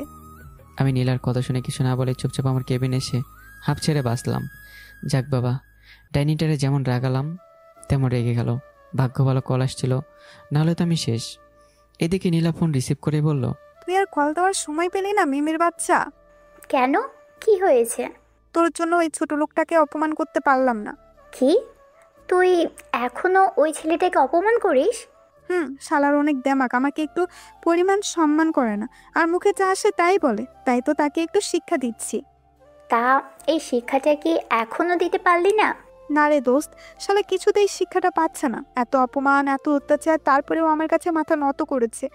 না কি করব, কিছু একটা বল। দোস্ত, আমি তোর বন্ধু, তোর কখনো খারাপ চাইনি, চাইবও না। দেখ, তুই ছেলেটার সাথে একটু বেশি করে ফেলছিস। এটা তুই বুঝতে না পারলেও আমি বুঝতে পারছি। দেখ, সম্মান পেতে হলে জোর করা লাগে না। সম্মান যে পাওয়ার সে আপনা আপনিই পায়। আর তুই একটু চিন্তা কর, ছেলেটা একটা মানুষ, তার টাকা পয়সা নেই বলে তুই তাকে পাওয়ারের জোরে আটকে রাখছিস শুধুমাত্র তুই ছেলেটাকে শাস্তি দেওয়ার জন্য, যা তুই ইতোমধ্যে দিয়ে ফেলেছিস। এখন যা করছিস সেটা বাড়াবাড়ি। মিমি, তুই কি আমাকে জ্ঞান দিচ্ছিস? দোস্ত, তোর যেটা মন চাই, তুই একটু ছেলেটার দিকে তাকিয়ে থাকিস শুধু। আমার কথা অনুযায়ী একবার 5 মিনিটের জন্য ছেলেটার দিকে তাকিয়ে থাকিস, তারপর তুই বুঝতে পারবি তোকে আমি জ্ঞান দিচ্ছি নাকি ভালো খারাপ বোঝাচ্ছি। শোন নীলা, তুই আহমদকে যেমন খারাপ ভাবছিস সে তেমনটা খারাপ না। একটা মানুষ যতই গরিব হোক না কেন, মানুষটা যদি খারাপ হয়, খারাপ কিছু চিন্তা মাথায় থাকে, তাহলে সামনের মানুষ হাজারো শক্তিশালী হোক না কেন, সুযোগ পেলে তার করা অন্যায়ের প্রতিশোধ নিয়ে নেবে। আর যদি আহমদ খারাপ হতো তাহলে এতদিন তোর অত্যাচার সহ্য করতো না, তোর চুক্তিনামা মেনে তোর গোলাম হয়ে থাকতো না। সে অনেক আগে কিছু একটা করে ফেলতো যা সে কিছুই করেনি। মিমির কথা শুনে নীলা চুপ হয়ে গেল, যেন তার বলার কোনো ভাষাই নেই। থাক, বাদ দে, তোকে বলে কিছুই হবে না। এখন যেটা তোকে বলতে কল দিয়েছিলাম, বল। কালকে আমার কোম্পানির সাথে এনজি গ্রুপের মিটিং আছে, তাই কালকে তোর সাথে যে মিটিংটা রাখছি ওটা আজকে করতে চাচ্ছি, কারণ কালকে আমার সাথে এনজি গ্রুপের নতুন এমডি আসবে মিটিং করতে। তুই বলতে চাচ্ছিস নেজাত চৌধুরী তোর সাথে মিটিং করতে আসবে, যাকে কিনা কেউ দেখেনি? এখন বল, আজ বিকেলে পারবি মিটিংটা করতে? বিকেলে না, সন্ধ্যায় অফিসে অনেক কাজ, তাছাড়া তোর ফাইলটা তো কমপ্লিট করা লাগবে, তাই না? ওকে, সন্ধ্যা 7টায় মিটিং। ঠিক আছে বলে ফোন রেখে মিমির কথাগুলো সে ভাবতে লাগলো।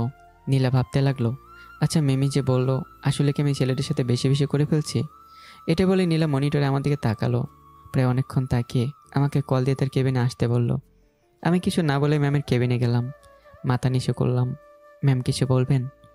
নীলা ম্যাম আমার দিকে কিছুক্ষণ তাকিয়ে থেকে বলে, এই ফাইলটার কাজ তাড়াতাড়ি শেষ করে আমার কাছে নিয়ে আয়, সন্ধ্যায় মিটিং আছে। আমি কিছু না বলে চুপচাপ ম্যামের কেবিন থেকে নিজের কেবিনে এসে কাজ করতে লাগলাম। এদিকে নীলা আমার যাওয়ার দিকে তাকিয়ে বলে, আসলে ছেলেটার সাথে বেশি করে ফেলছি। ধ্যাত, আমি বেশি ভাবছি, সে তো আমার লেভেলে নাই, তাহলে সে কেন আমার সাথে উচ্চ গলায় কথা বলবে?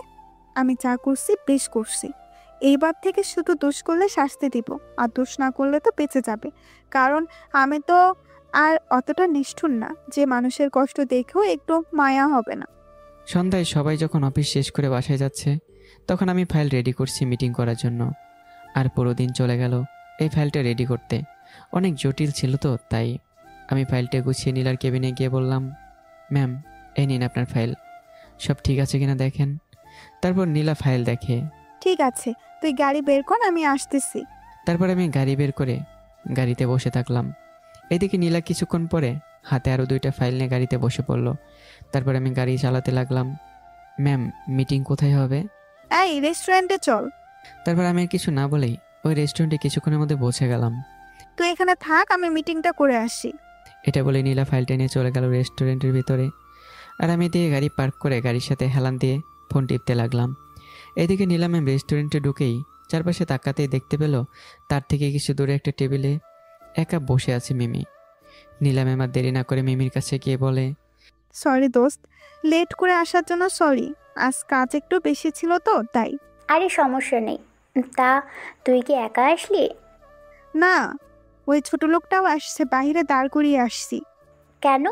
এখানে আনলে কি হতো? যার জায়গায় সে সেখানে থাকাটাই ভালো, এখন ওইটা বাদ দে, ফাইলটা দেখ। এটা বলে মিমি ফাইল দেখতে লাগলো। এইদিকে আমি গাড়ির সাথে হেলান দিয়ে ফোন টিপতেছি। হঠাৎ পাশের টং দোকানে চিৎকার চেঁচামেচি শুনে এদিকে তাকালাম। আমি আর কিছু না ভেবেই সেখানে দৌড়ে গিয়ে কী হয়েছে এটা দেখতে লাগলাম। সেখানে গিয়ে দেখি একজন বয়স্ক ব্যক্তি একটা বাচ্চা ছেলেকে মারছে, কেউ থামাতে আসছে না। আমি তাড়াতাড়ি বয়স্ক ব্যক্তিটার কাছে গিয়ে তাকে থামিয়ে বললাম, চাচা আপনি বাচ্চা ছেলেটাকে মারছেন কেন?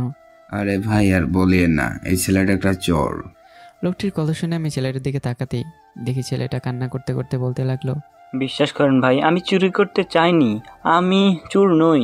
এক থাপ্পড় দিব মিথ্যা বললি। আরে থামেন, কি হয়েছে এটা বলেন। আসলে এই ছেলেটা আমার কাছে এসে বলে, চাচা আমাকে কিছু খেতে দিন, আজ 3 দিন ধরে কিছু খাইনি। আমি ছেলেটাকে তাড়াতাড়ি দিয়ে আমার দোকান থেকে পাউরুটির প্যাকেট একটা নিয়ে পালাতে গেলে আমি ধরে মারতেছি। এত ছোট বয়সে যদি চুরি করে তাহলে বড় হলে কি করবে না বলেন ভাই? আমি লোকটার কথা শুনে ছেলেটার দিকে তাকিয়ে দেখি ছেলেটা করুণ দৃষ্টিতে আমার দিকে তাকিয়ে আছে, যেন কিছু বলতে চায়। বাবু, এসব কি সত্যি? আসলে ভাইয়া আমি আজ 3 দিন ধরে কিছু খাইনি, অনেক ক্ষুধা লাগছিল, অনেকের কাছে অনেক কিছু চেয়েছি কিন্তু সবাই ঘাড় ধরে তাড়িয়ে দেয়। মানুষের জুতা ফেলে দেওয়া খাবার খেয়ে কোনো মতে আছি ভাই, কিন্তু আজ পুরো দিন কিছু পাইনি। তাই এই চাচাকে কিছু দিতে বললে সে মানা করেন, তাই আর না পেরে এমনটা করলাম। আমি ছেলেটার কথা শুনে মুখের ভাষা হারিয়ে ফেললাম। কি বলবো বুঝতে পারছি না। আমরা কত খাবার অপচয় করি, অথচ অনেকে একবেলা তো দূরে থাক, একদিনও ভালো মতো খেতে পারে না। তাও আমরা আল্লাহর কাছে কত অভিযোগ করি, এটা দেয়নি ওটা দেয়নি, কিন্তু আল্লাহর কাছে কখনো শুকরিয়া আদায় করি না যে আমি অবস্থানে আছি। সে অবস্থানে আসার জন্য অনেকে আল্লাহর কাছে দোয়া করে যায়। আমি দোকানদারকে বললাম, আচ্ছা ভাই, একটা 5 টাকা দামের পাউরুটি দিলে তো আপনার তেমন কোনো লস হতো না? ভাই, এমন ছেলে মেয়ে প্রতিদিন আসে, তাহলে কি আমি সবাইকে দিব? আর এরা অনেক বাটপারি করে। আরে কে বাটপাড়ার কে ক্ষুধার্ত সেটাই ছেলেটার মুখ দেখলেই বোঝা যায়। আর আপনি প্রতিদিন যে ইনকাম করেন সেখান থেকে এদের জন্য 100 টাকা খরচ করলে কি আপনার খুব লস হবে? তারা তো আর আপনার দোকান চায়নি, তারা চায় হালকা খাবার, আর তাই আপনারা দিতে পারেন না। আর তারা আর কোনো উপায় না পেয়ে চুরি করতে বাধ্য হয়। একসময় সে বুঝতে পারে যে হাত পাতলে তো কেউ দেয় না, দেয় ছিনিয়ে নিলে। আর সে করতে করতেই একদিন হয়ে উঠবে অপরাধী, আর এটার জন্য সে দেয় না, ওটার জন্য আমরা সবাই দেই। আমাদের দেওয়া কষ্টের জন্য সে হয়ে ওঠে সন্ত্রাসী। এই নিন আপনার পাউরুটির টাকা আর আপনার পাউরুটি। এই বলে তাকে ধরিয়ে দিয়েই আমি ছেলেটাকে নিয়ে একপাশে এনে বললাম, বাবু তোমার নাম কি? আর তুমি 3 দিন না খেয়ে কেন? তোমার বাবা মা কোথায়? তুমি কি হারিয়ে গেছো? বিশ্বাস করেন, আমার প্রশ্নের জবাবে ছেলেটা যা বললো ওটা শুনে চোখের পানি আটকে রাখতে পারলাম না। ভাইয়া আমার নাম হলো আরিয়ান, আমার বাবা আছে তবে মা নেই। আম্মু 6 মাস হলো গাড়ি অ্যাক্সিডেন্টে মারা যায়। তার 3 মাস যেতে না যেতে আব্বু আমার জন্য নতুন আম্মু আনে। প্রথমে কয়েকদিন ভালো গেলেও পরে আম্মু আমাকে মারতো, বাসার সব কাজ করাতো, আমার আব্বুর সামনে আমাকে আদর করতো। প্রথমে আমি ভাবতাম যেমনটা করুক আমার আম্মু একটু হলেও আদর করে, কিন্তু আরও বেশ কিছুদিন এভাবে চললেও পরে আম্মু আব্বুকে আমার নামে বানিয়ে বানিয়ে কথা বলতো, আর আব্বু এইসব শুনে আমাকে মারতো। আমার মরা আম্মুকে গালি দিত, আর আমি তাদের অত্যাচার সহ্য করতে না পেরে বাসা থেকে চলে আসলাম। ছেলেটা কথাগুলো বলেই থামলো, আর আমি কথাগুলো শুনে আমার চোখ দিয়ে টপটপ করে পানি পড়তে লাগলো। এতটুকু একটা ছেলে, বয়স 12 হবে, এতটুকু জীবন অনেক কিছু সহ্য করেছে, অনেক কষ্ট হয়েছে, সেটা সহ্য করার ক্ষমতা কারণেই। আমি একটা কথা বুঝি না, সৎমারা এমন কেন হয়? সে তার ছেলে না হলো, তাকে আদর না করলো, কিন্তু এমনটা করে কেন? সে যদিও তার নিজের সন্তান মনে করে না, না করুক, তবে তাকে অত্যাচার করার অধিকার তো কেউ দেয়নি তাকে। আজ এমন সৎমার জন্যই এরকম অনেক ছেলে বাড়ি ছাড়া। আমি এখানে সব সৎমাকে বোঝাতে চাইনি, সবাই তো আর এক হয় না। তারপর আমি আমার চোখের পানি মুছে বললাম, চলো বাবু। ভাইয়া আমি কোথাও যাব না, আমাকে একটু খাওয়ান দেন তাইলে হবে। আরে তোমাকে খাওয়াতে নিয়ে যাচ্ছি, চলো। সত্যি ভাইয়া? এই বলেই ছেলেটা একটা রাজ্য জয়ের হাসি দিল। তারপর ছেলেটাকে নিয়ে রেস্তোরাঁতে ঢুকলাম, একটা টেবিলে বসলাম, আর আব্বা চাচাকে কল দিয়ে এখানে আসতে বললাম। এইদিকে আমাকে একটা ছেলেকে নিয়ে রেস্টুরেন্টে ঢুকতে মিমি দেখে ফেললো। নীলা, দেখ তোর বিয়ে একটা বাচ্চাকে নিয়ে একটা টেবিলে বসলো। বাচ্চাটাকে দেখে মনে হয় রাস্তায় থাকে, মনে হয় ওকে খাওয়াতে এনেছে। নীলা এটা দেখে সেদিকে তাকিয়ে দেখে আমি একটা ছেলেকে নিয়ে একটা টেবিলে বসলাম আর খাবার অর্ডার দিলাম। আরে মিমি, তুইও না? সে তো নিজের রাস্তার ছেলে, তাহলে রাস্তায় ছেলেকে তো খাওয়াবে। আচ্ছা, দেখি তারে কি করে। এখানে আমরা একটা কাজ করতে এসেছি। কাজ হয়ে গিয়েছে, সো একটু বসে দেখি তোর বিয়ে কি করে। এদিকে আমি ছেলেটার জন্য খাবার অর্ডার দিয়ে বললাম, আচ্ছা আরিয়ান, তুমি যদি অনেক খেলার সাথী পাও, সেখানে সবাই তোমাকে আদর করবে, সেখানে পড়ালেখা করতে পারবে, সেখানে ইচ্ছে মতো খেলাধুলা করতে পারবে, তাহলে কি তুমি সেখানে যাবে? ওখানে খারাপ আম্মুর মতো মারে না তো? না, তোমাকে সেখানে কেউ মারবে না। তাহলে আমি যাব ভাইয়া। কথা বলতে বলতে খাবার আসতেই আরিয়ান খুশি হয়ে গেল। ভাইয়া এতগুলো খাবার আমার জন্য? তোমার জন্য, খাও। তারপর ছেলেটা তৃপ্তি নিয়ে নিজ আনন্দে খাবার খেতে লাগলো। ছেলেটার খাওয়া দেখে বুঝতে পারছি আসলে ছেলেটা অনেক ক্ষুধার্ত। তারপর আরিয়ান খেতে খেতেই আব্বা চাচাও চলে আসলো। আমি তাকে টেবিলে বসিয়ে বললাম, চাচা, এই হলো সেই ছেলে আরিয়ান। এটা হলো তোমার চাচ্চু। এই চাচ্চু তোমাকে সেখানে নিয়ে যাবে, তুমি সুন্দরভাবে যাবে ওনার সাথে। আচ্ছা ভাইয়া, যাবনি। Good bye. তারপর চাচার সাথে কিছু কথা বলেই বিল মিটিয়ে গাড়ির কাছে চলে আসলাম। এদিকে নীলাই চাচাকে এখানে দেখে মনে মনে ভাবলো, কি ব্যাপার, লোকটাকে তো সকালেও দেখেছি, আবার এখনো নিশ্চয়ই কোনো গোলমাল আছে। আচ্ছা মিমি, এটা আবার নয় তো ওই ছোট লোকটা বাচ্চা পাচারের গ্যাংয়ের সাথে জড়িত? তোর এটা কেন মনে হলো? আরে দেখছিস না, সে একটা বাচ্চাকে নিয়ে আসলো আর সুন্দর সুন্দর কথা বললো, খাওয়ালো, তারপর ওই ছেলেটার কাছে দিয়ে চলে গেল। তাই মনে হচ্ছে ওই ছোট লোক বাচ্চা পাচারের সাথে জড়িত। তুই আসলে কি কোনো দিনও ভালো কিছু ভাবতে পারিস না? যেটা ঠিক ওটাই তো ভাবলাম। না দোস্ত, তুই ভুল। ওই যে লোকটা, সে কোনো মানব পাচারের লোক না, আর না তোর বিয়ে কোনো বাচ্চা পাচারের গ্যাংয়ের সাথে জড়িত। তুই এত শিওরভাবে বলছিস কেমনে? কারণ আমার অফিস থেকে একটু দূরে একটা এতিমখানা প্লাস আশ্রম আছে, যেটা দেখাশোনা এই লোকটা করে। আর আমার মনে হয় তোর বিয়ে ছেলেটাকে ওই এতিমখানাতেই দিতে ওনাকে ডাকেছে। আর মনে হয় ছেলেটা এতিম। দেখছিস তোর বিয়ে কত ভালো, আর তুই হুদাই বেশি বুঝোস। হয়েছে, বাদে অনেক রাত হয়েছে, বাসায় যেতে হবে, বাই। এটা বলে নীলা বসা থেকে উঠে চলে যেতে লাগলো। নীলা রেস্টুরেন্ট থেকে বের হয়ে আমাকে বলল, গাড়ি চালা। এটা বলে নীলা গাড়িতে উঠে পড়ল, আর আমি গাড়িতে উঠে গাড়ি চালাতে লাগলাম। কিছুক্ষণের দুজনের মধ্যে নীরবতা থাকলেও সব নীরবতা নীলা ভেঙে বলল, রেস্টুরেন্টে একা রাস্তায় ছেলেকে খাবার খাওয়ালি, আবার তাকে একটা লোকের কাছে দিয়ে চলে আসলি কেন? ম্যাম, কাকে রাস্তার ছেলে বলছেন? ওই বাচ্চাকে? ম্যাম, ওরা রাস্তার ছেলে না, ওদের রাস্তায় আসতে হয়, কারণ তাদের উপর বাবা নামক না আছে বটগাছ, না আছে পরিবার নামক এক শান্তির স্বাদ। তাদের জীবন চালাতে তারা রাস্তায় নামে। ম্যাম, আপনি হয়তো বুঝবেন না একটা দিন না খেয়ে থাকার কষ্ট, কারণ আপনি যখন ইচ্ছে তখনই খেতে পারেন। আপনি বুঝবেন না একটা রাত ঘুমানোটা কতটা কষ্ট ওদের জন্য, কারণ আপনি নরম বিছানায় শক্ত ছাদের নিচে আরাম করে ঘুমান। আপনার চিন্তা থাকে না যে বৃষ্টি পড়লে আমার ঘুমাতে সমস্যা হবে। আপনার চিন্তা থাকে না শীতকালে আমি কিভাবে ঘুমাবো, কিভাবে চলবো, কারণ আপনার আছে মোটা দামি হুডি, আপনার আছে ঘুমানোর জন্য নরম কম্বল। আর এদের কিছুই নেই। তারা বর্ষাকালে চিন্তা করে রাস্তার পাশে কিভাবে ঘুমাবে, আর শীতকালে চিন্তা করে কিভাবে চলবে, কিভাবে ঘুমাবে, কারণ তাদের না আছে থাকার জায়গা, না আছে আগলে রাখার মতো পরিবার, বাবা মা। আর তাই বলে তারা রাস্তায় থাকে। আর এটার জন্য আপনি খুব সহজে তাদের রাস্তার ছেলে বলেন? নীলা আমার কথা শুনে চুপ করে মাথা নিচু করে রইল। এটা তো বললাম তাদের থাকা নিয়ে, চলার কথা নিয়ে। যদি বলি তারা তাদের জীবনযাপন কিভাবে করে, ওইসব শুনলে কি আর বলবো? আপনাকে কিছু বললো আর লাভ হবে না, থাক। নীলা মাথা নিচু করে বলল, না বল, আমি শুনি। তাহলে শোনেন, সবার কথা বলবো না, আজ যাকে রাস্তার ছেলে বলছেন তার কথাই বলবো। ছেলেটা আজ 3 দিন ধরে তেমন কিছু খায়নি। কি খেয়ে বেঁচে আছে জানেন?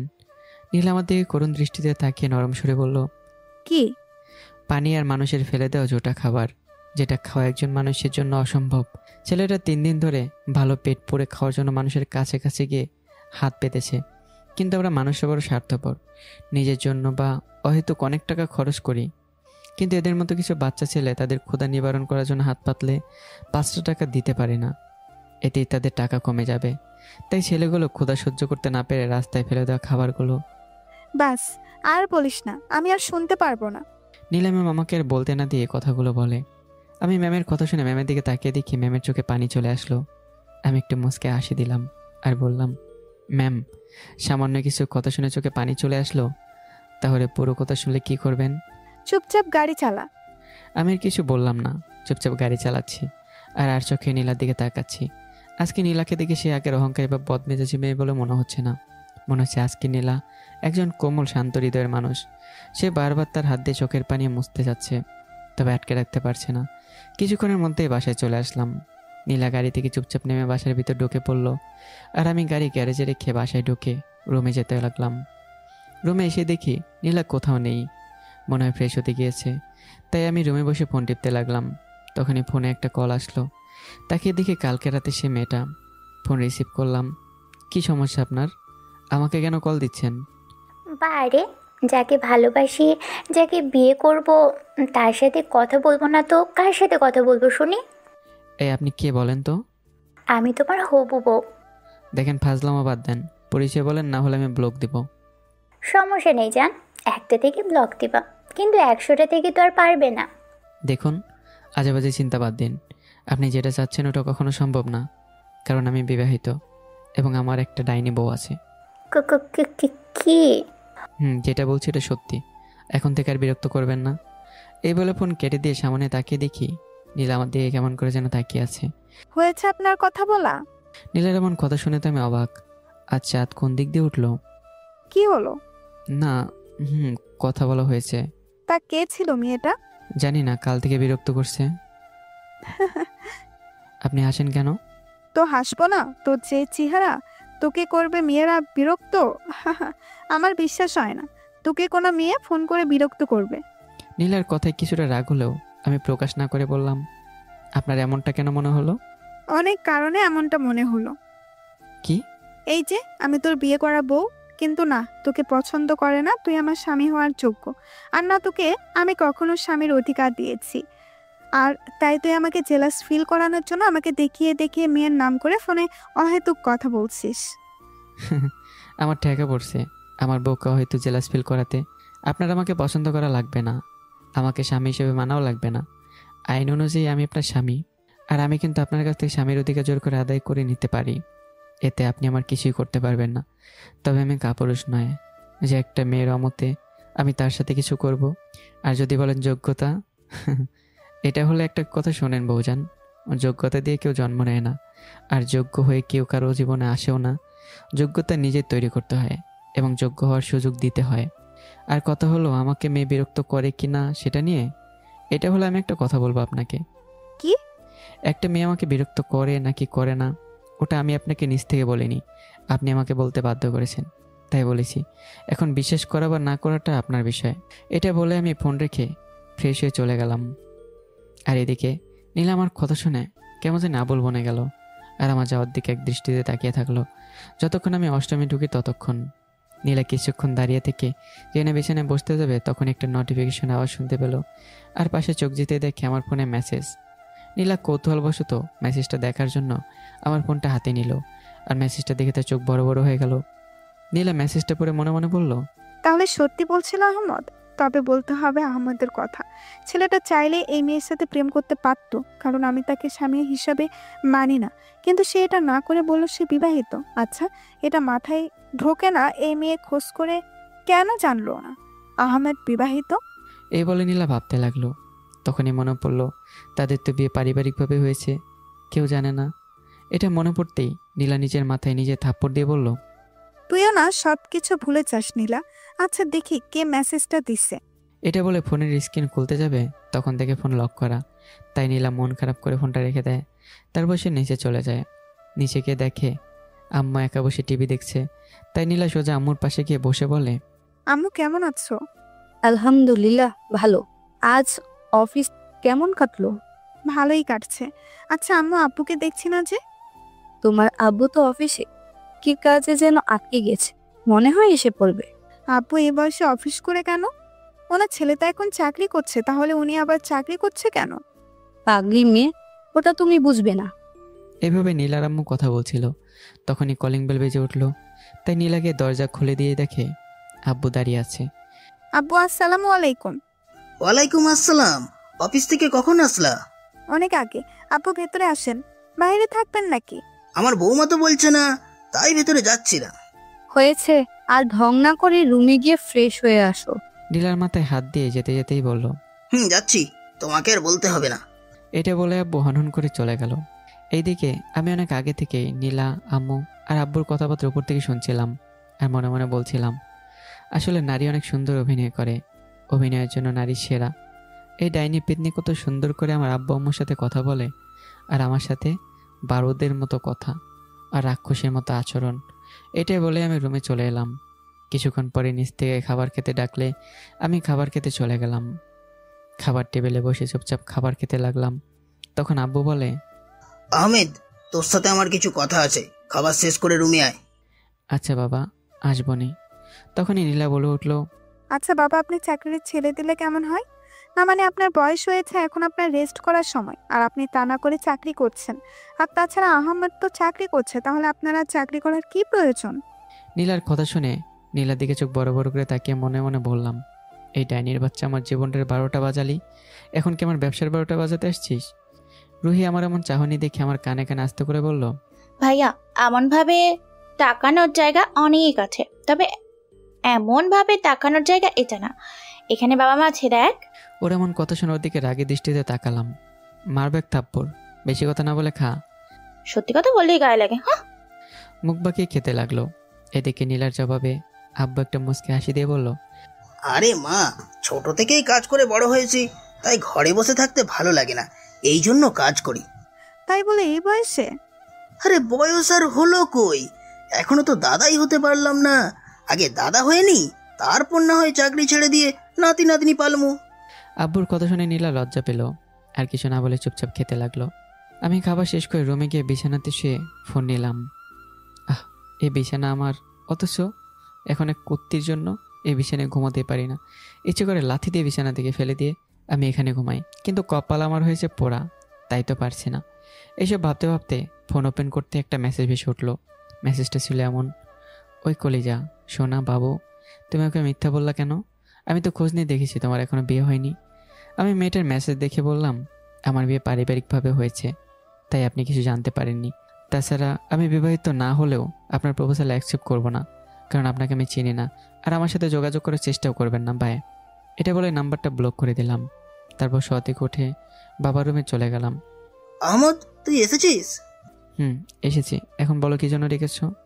আমি চাই কালকের মিটিংটা তুই করবি। বাবা, এখন আমি না আছি তোমার অফিসের কর্মচারী, না আছি এমডি, সো আমি এইসব মিটিং ফিটিং কিছু করতে পারবো না। এখন নেই তো কি হয়েছে, ভবিষ্যতে হবি তো। তখন হলে তখন দেখা যাবে, এখন আমি অন্য অফিসের কর্মচারী। আর একটা কথা, আমাকে তোমরা সাধারণ করেছো, আর এখন আমি সাধারণ হয়ে থাকবো। আর নীলাকে যেমনভাবে হাইড করে রাখছো আমার পরিচয়ে, তেমন এখনও করে যাবে।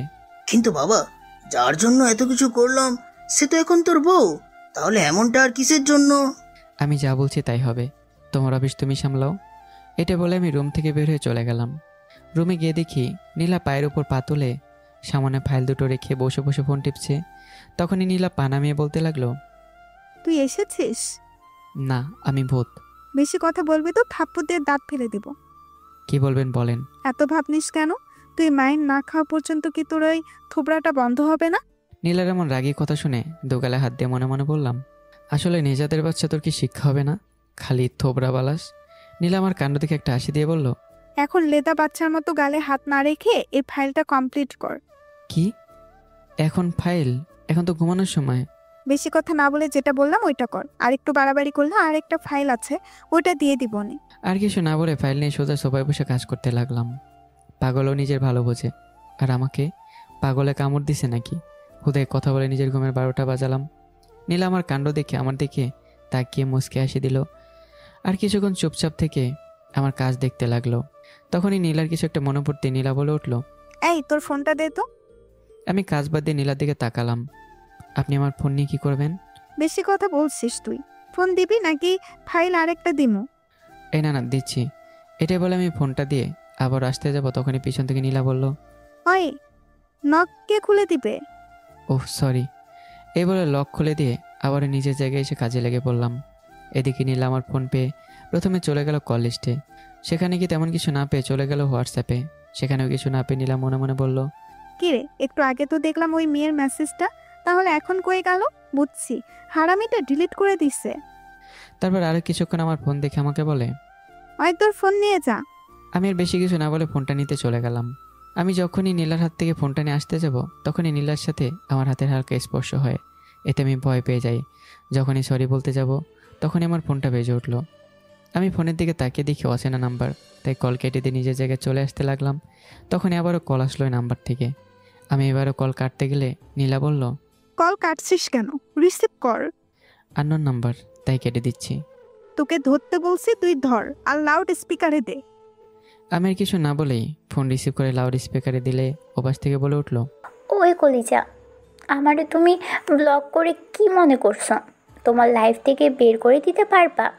তুমি আমার বুঝলা, শুধু আমার এই ব্লক করে আমাকে দূরে ঠেলে দিতে পারবা না, জানো? কি হয়েছে কলিজা, তোমার কথা বলছো না কেন? দেখেন আপনি কে তা আমি চিনি না, আর চিনতেও চাই না। আমি না আপনাকে ভালোবাসবো, না আমি আপনার কলিজা। আমার একটা বউ আছে, আর আমি এই বউ নিয়েই খুশি। তুমি মিথ্যা বলছো। আচ্ছা, এত ভাব নেওয়ার কি আছে শুনি? একটা মেয়ে তোমার পিছনে ঘুরে বলে ভাব নিচ্ছ? পরিষেদ দিলে হয়তো ভাব নাও নিতে পারি। আমি এই কথা বলেই নীলার দিকে তাকাতে দেখি নীলা আমার দিকে চোখ বড় বড় করে তাকিয়ে আছে। এদিকে মেয়েটা বলে, আরে শোনো, এত অস্থির হচ্ছ কেন? পরিচয় দেব তো একেবারে পাশুর রাতে। এখন শুধু তুমি বলো আমাকে ভালোবাসো, দেখবা কালকের মধ্যে তুমি আমার হয়ে যাবে। এই কথা শুনে নীলা সহ্য করতে না পেরে বলে, ওই ফোন রাখ বলছি। কেন? তুমি তো বলছো আমাকে কল ধরতে, এখন ফোন কাটতে কেন বলছো? তোকে যেটা বলছি ওইটা কর। ওই বাবু, তোমার পাশে ওই মেয়েটা কে? তোমার বোন নাকি? মেয়েটার কথা শুনে যে নামে কিছু বলতে যাব, তখন নীলা আমার হাত থেকে ফোন কেড়ে নিয়ে বলে, ওই ডাইনি পেতনি রাক্ষসী কুত্তা, তোর সাহস কি করে হয় আমার স্বামীকে আমার ভাই বলার? আর তোর সাহস কি করে হয় আমার স্বামীকে বিরক্ত করার? আর কোনোদিন যদি আমার স্বামীকে বিরক্ত করিস তাহলে তোকে ফোনে ঢুকে মেরে আসবো। এই বলে ফোন কেটে দিল। এদিকে নীলার এমন কথায় আমি অবাক হয়ে গেলাম আর ভাবতে লাগলাম, আমি কি স্বপ্ন দেখছি নাকি জেগে আছি? নীলা এবার আমার দিকে রাগের দৃষ্টিতে তাকিয়ে বলল, ওই তোর কি একটু লজ্জা করে না? আজব, আমার কেন লজ্জা করবে? আমার কি প্যান্টের চেন খোলা নাকি? ওই মজা করবি তো একদম ঘুষি মেরে নাক ফাটিয়ে দেব। আমি বুঝি না তুই এতটা লুচ্চা কখন থেকে হয়ে গেলি। আমি আবার কি লুচ্চামো করলাম? একদম ভাব নিবি না। তুই আমার সামনে ওই কুত্তি ডাইনারের সাথে মধুর আলাপ করছিস নিজের বউয়ের সামনে। তোর কি একটু বিবেক বাঁধে না? কি আর করবো বলেন, বউ তো আমাকে স্বামী হিসেবে মানেই না, আর যেহেতু আমার কোনো বউ নাই সেহেতু আমার বউ তো বানাতেই হবে, তাই একটু চেষ্টা করলাম। আমার কথা শুনে নীলা আমার কলার ধরে আমার একদম কাছে এসে বলে, তাহলে আমি কে? আমি বললাম, আপনি তো আমার অফিসের বস। কি বললি? আবার বলতো দেখি। বলছি আপনি আমার অফিসের বউ। আর কিছু বলতেই পারলাম না, তার আগে নীলা আমার ঠোঁট জোড়া তার দখলে নিয়ে নিল। তার ঠোঁটের উষ্ণতা পেয়ে আমি যেন নির্জন শান্ত মনোরম মায়াবী এক অজানা জগতে পাড়ি দিলাম। তার ছোঁয়াতে আজ আমি এক অজানা অনুভূতি অনুভব করতে পারছি, যে অনুভূতি দুইজনের মাঝে একজনের সাথে কাজ করছে, কিন্তু কোনো অজানা দেয়ালের জন্য আজ সে অনুভূতি প্রকাশ করতে পারছে না। প্রায় অনেকক্ষণ পরে নীলা আলতো করে আমাকে ছেড়ে আমার শার্টের কলার ধরে আমাকে তার ঠোঁটের কাছে নিয়ে বলে, আমি তোমার বস, ওটা অফিসে, বাড়িতে না। বাড়িতে তোমার বউ, মাইন্ড ইট। এটা বলে আমাকে ধাক্কা দিয়ে সরিয়ে দিল নীলা। আমি ধাক্কা কিছুটা দূরে সরে দাঁড়িয়ে গেলাম আর নীলার দিকে একদৃষ্টিতে তাকিয়ে আছি। নীলা এমন কিছু করবে তা আমি কখনো ভাবতে পারিনি। আমার এখনো বিশ্বাস হচ্ছে না যে নীলা আমাকে। তারপর নিজেকে ঠিক করে সবাইকে কাজে মন দিলাম, কিন্তু কাজে মন বসছে না। শুধু একটু আগের মুহূর্তটা চোখের সামনে ভেসে উঠছে, আর এই মুহূর্তটা মনে পড়তেই ঠোঁটের কোণে এক চিন্তায় হাসি ফুটে ওঠে। তারপর অনেক কষ্টে আমার মন থেকে এসব চিন্তা দূর করে ফাইলটা দেখতে লাগলাম। ফাইল দেখা শেষ হলে আমি নীলার কাছে ফাইলটা নিয়ে গেলাম। নীলা ফাইলের কাজ করতে করতে বলল, কি হয়েছে? এভাবে দাঁড়িয়ে আছিস কেন? এইদিকে নীলার সামনে যেতে লজ্জায় আমার মুখ দিয়ে কোনো কথাই বেরোচ্ছে না। আমার চুপ থাকতে দেখে নীলা আমার দিকে তাকিয়ে বলল, কি হলো? এখানে তাল গাছের মতো দাঁড়িয়ে আছিস কেন? কিছু কি বলবি? নীলার ধমক শুনে আমি তাড়াতাড়ি বললাম, আসলে আপনাকে কিস করতে ইচ্ছে করছে। এটা বলে আবার জিহ্বায় কামড় দিলাম। এই সারছে, কি বলতে কি বলে ফেললাম। ওই সময়ের মুহূর্তটা মাথায় ঘুরপাক খাচ্ছিল, তাই মুখ দিয়ে কী বলতে কি বলে ফেলেছি নিজেও জানি না। এইদিকে নীলা আমার কথা শুনে চোখ বড় বড় করে বলল, কি বললি তুই? আবার বল। না মানে মানে কি করছিস? একটু আগে কি বলছিস বলতে বললাম। আসলে মানে বলছিলাম আপনার ফাইলটা কমপ্লিট করছি, এই নেন দেখে নিন। না না, তুই এটা বলিসনি, সঠিকটা বল। সত্যি ম্যাম, আমি এটাই বলছি। ও আচ্ছা ঠিক আছে, ফাইলটা রেখে আমার জন্য 2টা আইসক্রিম নিয়ে আয়। কি? এত রাতে কোথায় আইসক্রিম পাবো ম্যাম? যেটা বলছি ওইটা কর। আমি আর কিছু না বলে বাসা থেকে নিজের বাইকটা বের করে চলে গেলাম বাজারে। তারপরে একটা আইসক্রিমের দোকান থেকে 4টা আইসক্রিম নিয়ে যখনই আসতে যাব তখনই দূরে একটা ফুলের দোকান চোখে পড়লো। আমার ফুলগুলো দেখে তখনই নীলার কথা মনে পড়ে গেল। তারপর ভাবলাম, আজকে যে এভাবে আমাকে কিস করেছে, কোনো মেয়ের সাথে কথা বলছি বলে এটার জন্য রাগ দেখাচ্ছে, মনে হয় নীলা আমাকে পছন্দ করতে শুরু করেছে। তাহলে আমি তার পছন্দকে একটু বাড়িয়ে দিই। এটা বলে একটা হাসি দিয়ে ফুলের দোকানে গিয়ে একগুচ্ছ তাজা গোলাপ ফুল নিয়ে নিলাম। তারপর বাড়ির পথে রওনা দিলাম। কিছুক্ষণের মধ্যে বাসায় পৌঁছে প্রথমে চলে গেলাম আমার বোনের রুমে। রুহির রুমে গিয়ে দেখি সে পড়তেছে। কিরে রুহি, এত রাত পর্যন্ত পড়তেছিস যে? বারে ভাই, আর বলো না, কিছু পড়া বাকি ছিল, ওইটা শেষ করে পড়ছি। ও আচ্ছা, এই নে এগুলো তুই খা। এইসব আনতে গেলি কেন? আমার বোনের জন্য আমি আনছি, তাতে তোর কোনো সমস্যা? পাগল একটা। আমি পাগল। এখন আইসক্রিমগুলো খেয়ে ঘুমিয়ে পড়িস, আমি গেলাম। এই বলে রুহি রুম থেকে বের হয়ে আমার রুমে এসে দেখি নীলা এখনও ফাইলে কাজ করছে। আমি নীলার সামনে গিয়ে আইসক্রিমগুলো এগিয়ে দিয়ে বললাম, এই নিন আপনার আইসক্রিম। নীলা আমার হাত থেকে আইসক্রিমগুলো নিয়ে খেতে লাগলো। কিছুক্ষণ পর আবার আমার দিকে তাকিয়ে বলল, কি রে আবুল, তুই এখানে এখনো দাঁড়িয়ে আছিস কেন? আমি কিছু না বলে নীলার সামনে ফুলগুলো এগিয়ে দিয়ে বললাম, বউ জানো, এটা তোমার জন্য। নিস্তব্ধ এই গভীর রাতে আমি মুগ্ধ হয়েছি তোমার ওই হাসিতে।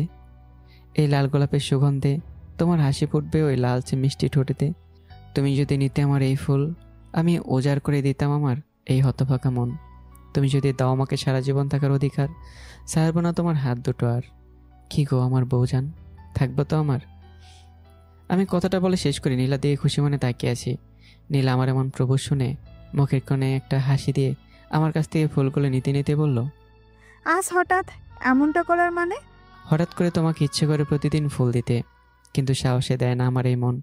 ইচ্ছে করে তোমাকে এ বুকে আগলে রাখতে সারা জীবন, কিন্তু পাইনি এখনো সেই অধিকারটুকু। আজকে চেয়েছি তোমার কাছে থাকার অধিকার, যদি তুমি দাও থাকার। আমার কথাগুলো বলা শেষ হতেই নীলা আমার মুখে ফুলগুলো ছুঁড়ে মেরে বলল, তুই ভাবলি কি করে তোর মতো ছোট লোকের সাথে আমি সারা জীবন থাকবো? নীলার এমন করে আমি হতবাক হয়ে গেলাম, তবে কষ্ট পেয়েছি। ফুলগুলো আমার মুখে ছুঁড়ে মারায়। নীলা তুমি কি বলছো? চুপ ছোট লোক, আমি তোর ম্যাম, এটা ভুলে যাস না। তোদের মতো ছোট লোকদের একটা সমস্যা, একটু ভালোভাবে কথা বললে মাথায় উঠে যাস। তাই তোদের সাথে ভালোভাবে না, এইভাবে মায়ের উপর কথা বলতে হয়। ওই যে বলে না, লাখ একা ভূত বাতসে নেহি মানতা, তোদের ক্ষেত্রে এমনটা হয়েছে। শালা ছোট লোক আইসে আমাকে প্রপোজ করতে। নীলার কথা অনেকটা রাগ হলো, তাই আজ আর রাগ কন্ট্রোল করতে না পেরে বলে উঠলাম, হ্যাঁ আমি ছোট লোক ক্ষেত, এতে আপনার কোনো সমস্যা? আমি যখন ছোট লোক ক্ষেত বলে এত সমস্যা, তাহলে বিয়েটা কেন করলেন? তোর উপর প্রতিশোধ নিতে। প্রতিশোধ? প্রতিশোধ? আচ্ছা আপনার প্রতিশোধ আপনি নিয়েন, আমি কিছু বলবো না। শোনেন ম্যাডাম, আপনি আমার প্রপোজ অ্যাকসেপ্ট করেন বা না করেন, আমি যে আপনার স্বামী এটি একটু আগে আপনি নিজেই বলেছেন। তবে চিন্তা করবেন না মিস নীলা, এই স্বামীর অধিকারটা চাইব না। তবে এটা করব আজ থেকে, আপনি আপনার প্রতিশোধ নেবেন আর আমি আমার বউকে পটাবো, প্রপোজ করব। এতে আপনার প্রতিশোধ নিতে অনেক সুযোগ হবে, আর আমি আমার বউকে চেষ্টা করবো আগলে রাখতে। তবে আপনি এটা মনে রাখেন, আসছেন প্রতিশোধ নিতে, কিন্তু থাকবেন আমার রানী হয়ে। এটা বলে আমি সোফায় গিয়ে কানে হেডফোন গুঁজে চোখ বন্ধ করে শুয়ে থাকলাম। এদিকে নীলা দাঁড়িয়ে থেকে আমার দিকে হতভঙ্গ হয়ে তাকিয়ে আছে। সে বোঝার চেষ্টা করছে একটু আগে কী ঘটলো আর আমি কি বললাম। কিছুক্ষণ আমার দিকে তাকিয়ে থেকে চুপচাপ বিছানায় গিয়ে শুয়ে পড়লো। সকালবেলা আমার আজ একটু তাড়াতাড়ি ঘুম ভেঙে গেল, তাই আমি ঘুম থেকে উঠে ফ্রেশ হয়ে রুমে দাঁড়াতেই বিছানার দিকে চোখ গেল। বিছানার দিকে তাকিয়ে দেখি নীলা কি সুন্দরভাবে ঘুমাচ্ছে, দেখতে একদম পরীর মতো লাগছে। এই মেয়েকে এখন দেখলে কেউ বুঝবে না যে এই মেয়ে এতটা অহংকারী। আমি প্রথমেই নীলাকে পছন্দ করতাম না, কারণ সে এতটা অহংকারী মেয়ে ছিল, আর আমার এমন মেয়ে একদম পছন্দও না। তবে এই মেয়েটা যেদিন থেকে আমার বউ হয়েছে, সেদিন থেকে আমার প্রাণের কলিজাটা হয়ে গেছে। আমি এখন আমার একান্ত জিনিস বলতে এই অহংকারী মেয়েটাকেই জানি, যাকে আমার মনে পড়ে প্রতিটা মুহূর্তে। নীলার দিকে তাকিয়ে এসে ভাবছি, হঠাৎ মাথায় একটা শয়তানি বুদ্ধি চেপে বসলো। তা আমি আর দেরি না করে কাজে লেগে পড়লাম। আমি এক গ্লাস পানি নিয়ে নীলার মুখে মারতেই নীলার ঘুম ভেঙে গেল, আর সাথে সাথেই নীলা বিছানা থেকে উঠে আমার গালে থাপ্পড় দিয়ে বলে, ছোট লোক চাকর, তোর সাহস কি করে হয় আমাকে ঘুম থেকে জাগানোর? আমি নীলার কথার উত্তর না দিয়ে পাল্টা প্রশ্ন করলাম, বউজান তোমার থাপ্পড় আর গালি দেওয়া শেষ, এখন আমার বউকে কেয়ার করার পালা। এটা বলেই হুট করে নীলাকে কোলে তুলে নিলাম। হুট করে আমার এমন করা দেখে নীলা বলে উঠল, কুত্তা, নামা বলছি আমাকে, তোর যোগ্য নেই আমাকে কোলে নেওয়ার। ছোট লোক কোথাকার, নামায় না দিলে কিন্তু ভালো হবে না। তুমি কি করবা কলিজা? তোমাকে কারাতে বলছি না, তুমি তোমার প্রতিশোধ নেওয়ার কাজ করবা, আর আমি আমার কলিজাকে পটানোর কাজ করব। সো বউজান চুপচাপ বুকে চুপটি করে মাথা গুঁজে রাখো। এটা বলে হাঁটতে লাগলাম। তারপর আমি নীলাকে কোলে করে ছাদে নিয়ে আসলাম। আমাকে এখানে আনলি কেন? আমি নীলার কানের কাছে গিয়ে বললাম, এই ভোরের আলো, শীতল বাতাসে, কোমল পরিবেশে তোমার সাথে রোমান্স করতে এখানে নিয়ে আসলাম। নীলা আমার কথা শুনে বলছে, কি বললি লুচ্চা, তোকে ইচ্ছে করছে আমি? কি কালকের মতো পাপ্পি দিতে চাই তাই না? আমার কথা শুনে যেই না নীলা আমাকে মারতে আসবে, তখন আমি নীলার হাত ধরে তারপর কি করেছি জানতে চান? খুব জানার ইচ্ছে তাই না? তাহলে অপেক্ষা করতে হবে। এর পরের পর্বে। তো বন্ধুরা, কেমন হচ্ছে গল্পটা অবশ্যই কমেন্ট করতে ভুলবেন না। নতুন গল্পে আবারও দেখা হচ্ছে। টাটা।